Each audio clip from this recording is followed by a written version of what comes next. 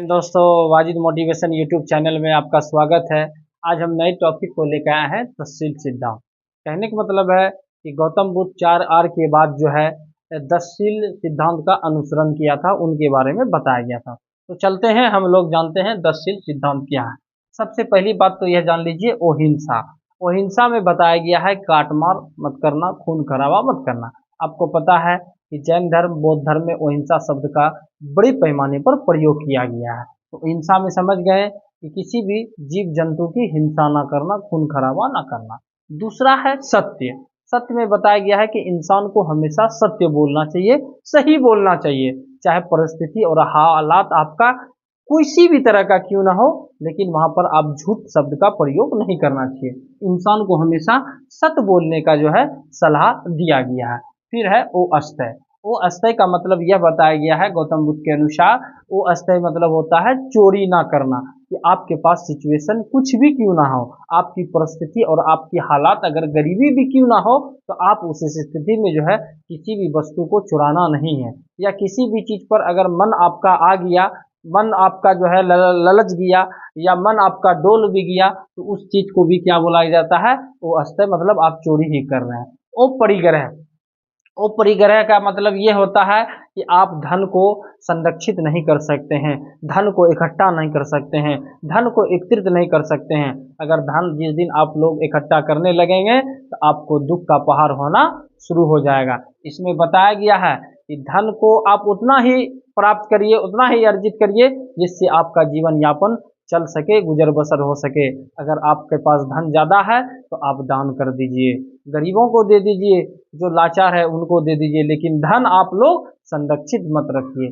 फिर है ब्रह्मचर्य। कहने का मतलब ब्रह्मचर्य, ये जो है ब्रह्मचर्य के बारे में बताया गया है कि इंद्रियों को वश में रखना है, इंद्रियों को काबू में रखना है। नहीं तो ये इंद्रिय अगर जिस दिन तुम्हारा डोल गया, उस दिन तुम जो है दुखों के पहाड़। इंद्रियों का मतलब होता है नेत्र, इंद्रियों का मतलब होता है आंख, इंद्रियों का मतलब होता है चक्षु।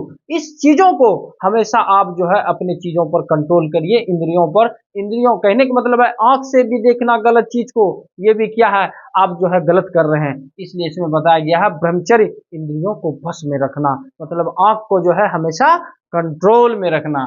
फिर अगला पॉइंट है, छठा पॉइंट है नृत्य संगीत का त्याग। गौतम बुद्ध इसमें बताते हैं, नृत्य का मतलब होता है नाच गाने, जो संगीत के लोग जो अभी माहौल बन रहे हैं, ये सब चीज का त्याग करना है, इस सब चीज को छोड़ना है। सुगंधित पदार्थों का त्याग अगला स्टेप है, 7वां पॉइंट। सुगंधित का मतलब हो गया जो भी खुशबू देता है, जो भी खूबसूरत पदार्थ हो, उस चीज का आप त्याग करें। फिर 8वां है वो समय भोजन का त्याग। इंसान जो है समय से भोजन नहीं करता है, जितनी मन तकनी भोजन करने लगता है। इसमें बताया गया है वो समय भोजन का त्याग। अब अगला पॉइंट है कोमल सैया का त्याग।